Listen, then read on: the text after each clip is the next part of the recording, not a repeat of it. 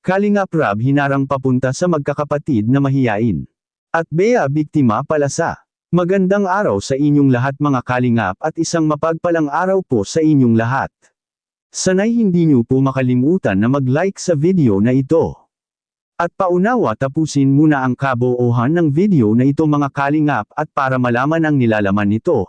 At maraming salamat po mga kalingap sa pagpatuloy na pagsuporta lalo na kay Kuya Val Santos Matubang at kay Ate Edna Vlogs at Kalingap Rab maraming salamat po, Kalingap Rab may humarang sa kanya. At Bea victim nga ba siya sa? Pero bago yun mga kalingap ay pag-usapan muna natin ang patungkol sa magkakapatid na mahiyain na si Chris Melissa at Bea. Ang magkakapatid na sina Chris, Melissa, at Bea, biktima ng kakulangan sa pag-aaruga at disiplina. Sa isang payak na tahanan, may tatlong magkakapatid na kilala sa kanilang pagiging mahiyain, sina Chris, Melissa, at Bea. Sa unang tingin, akala ng marami likas lamang ang kanilang pagkamahiyain, ngunit sa likod ng katahimikan nila ay may mas malalim na dahilan. Hindi nila pinili ang ganitong pagkatao, bagkus ito'y bunga ng kakulangan sa pag-aaruga at tunay na disiplina mula sa kanilang mga magulang. Lumaki sila sa isang tahanang kulang sa emosyonal na suporta. Sa tuwing sila ay may nais sabihin, tila walang nakikinig. Sa tuwing sila ay nagkamali, agad silang napapagalitan, ngunit bihirang maturuan ng maayos kung ano ang dapat gawin. Dahil dito, unti-unti silang natutong manahimik na lamang. Natakot silang ipahayag ang kanilang saloobin, dahil baka sa halip na maunawaan, sila ay masumbatan o mapahiya. Ang disiplina, na dapat ay may kasamang pagmamahal at pangunawa, ay napalitan ng matigas na pananalita at malamig na pagtrato. Sa halip na gabayan, ang magkakapatid ay tila iniwang mag-isa sa pagharap sa kanilang mga emosyon at hamon sa buhay. Kaya't sa pagdaan ng panahon, lumalim ang kanilang pagkamahiyain. Naging hadlang ito sa kanilang pagkatao, sa pagbuo ng tiwala sa sarili, at sa pakikihalubilo sa iba. Kaya nga siguro nakapagsabi ang minamahal nating mga taga-subaybay na biktima lang sila sa mga magulang hindi dahil may nangyari sa kanila na hindi maganda kundi dahil sa paggabay sa magkakapatid na mahiyain mga kalingap, may makikita tayo mamaya kung paano sila tinatroto ni nanay.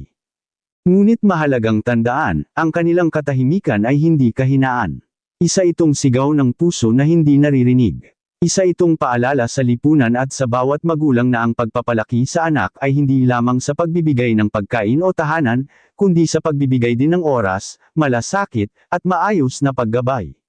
Sina Chris, Melissa, at Bea ay hindi dapat husgahan, kundi unawain. Sila ay produkto ng kanilang kapaligiran, at gaya ng marami, naghahangad din ng pag-unlad, pagmamahal, at pagkakataong maipakita ang kanilang tunay na kakayahan. Sa tamang suporta, ang kanilang katahimikan ay maaaring maging boses ng inspirasyon para sa iba, at sa kabilang dako naman Kalingap Rab nagulat sa kanyang nalaman tungkol sa magkakapatid na mahiyain, yan ang ating makikita sa video. Huwag kayong mahiya sa amin mga kuya nyo kami. Hindi ko man masabi na sa lalaki lang kayo nahiya, kasi kahit sa mga babae nahiya din kayo. Kay Grace, hindi nyo rin kinakakausap. Kaya masanay na kayo sa amin. Paano pa nagpasok na kayo? Paano nag-aral na kayo? Ano Nay? Kumusta po? Ano masasabi mo sa paglabas natin? Maganda. Maganda. Kaya lang? Kinainit yung dalawa. Paano yan? Pagsasabihin mo mamaya yan? Natampo tuloy si Grace. Nagtampo tuloy si Grace sa kanila. Hindi daw nainit. Ginawa na lahat, no?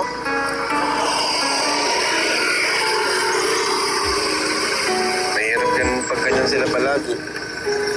Mag-aaral pati sila na, di ba? So, dapat ay masanay na to. Okay to si Chris, oh. Ano? Chris, fair tayo. Galing mo. Very good yan. Saka ito na, active si Chris, ano? Sakay na kayo. Hindi po natin sila mga kalingap.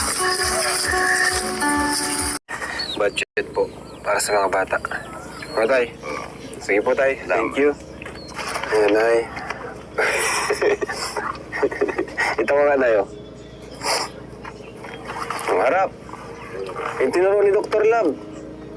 Oh. Ayan. Bakit ako galing? Oo. Hawakan mo lang yan, ganyan lang. So, sana nag-enjoy naman po kayo sa simpleng picnic, no, para maiba naman po yung paligid nyo, environment. And yun nga lang, medyo si Bea at si Melissa medyo pa rin, talaga nahiya pa rin. Si Chris, okay na si Chris. So, sana sa susunod ay na rin, yung kahit hindi makipag-usap, basta marunong lang makisama. Pagkakain, kumain, pag ma-swimming, ganun lang naman. Kasi, syempre, kami naman ay ginagawa rin po namin yung best namin para po sa inyo, no? So, dapat tulungan nyo rin kami and tulungan nyo rin po yung sarili ninyo. Di ba? Kasi gusto namin kayong matulungan, gusto namin kayong pabahayan, gusto namin kayong makapag-aral. So, dapat ipakita nyo rin na na-appreciate nyo yung ginagawa namin, na tinutulungan nyo rin yung sarili nyo. Kaya, yun lang naman po. Nay?